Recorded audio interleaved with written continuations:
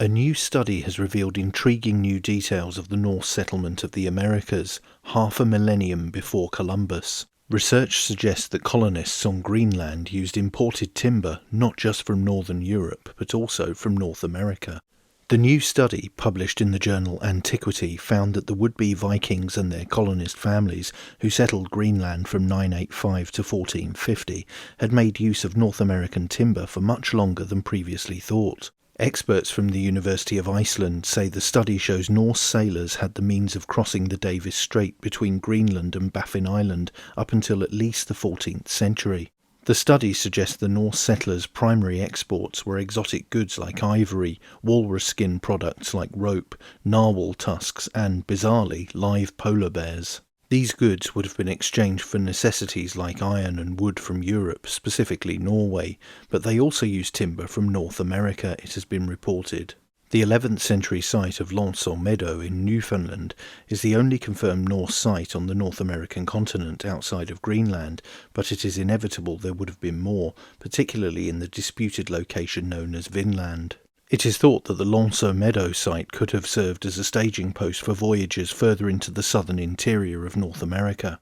The researchers used a microscopic method called wood taxa analysis, in which they attempted to distinguish between imported, drift and native wood from 5 Norse farmsteads in western and southwest Greenland.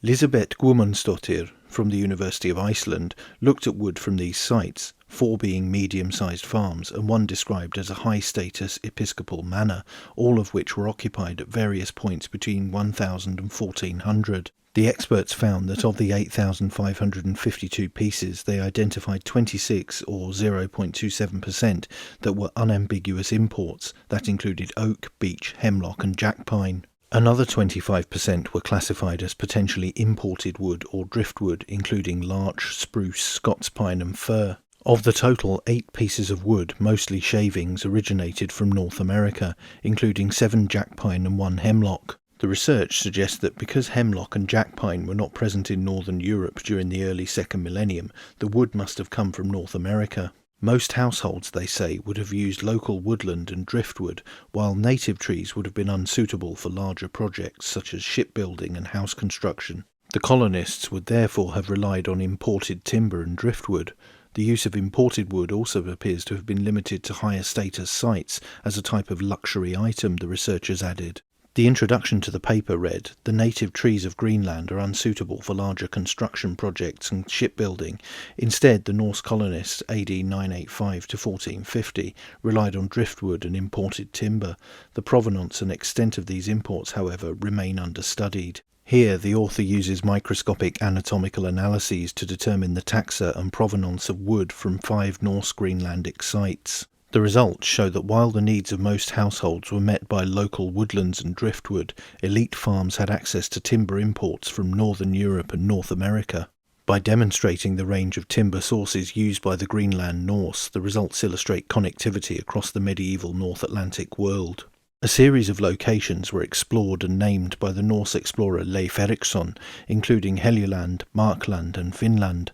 Norse expansion further south and west into North America was halted, however, by encounters and conflict with Native Americans, with at least 1 battle taking place at Finland. One particular incident, recounted by Icelandic explorer Thorfinn Karlsefni, occurred when natives attacked after being spooked by a bull that escaped from a Norse settlement. The colonists were forced to retreat to a more defensible position before engaging their attackers. At the end of the battle, 2 of his men lie dead, while many of the natives were slain. The derogatory term Skrællingar was used by the Norse to refer to the natives.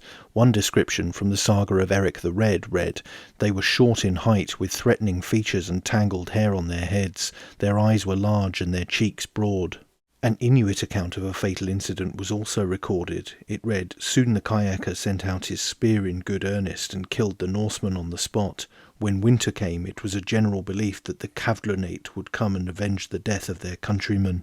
That's it for this video. Don't forget to like, share, and most importantly subscribe, and you can also support the channel on Subscribestar via the link in the description.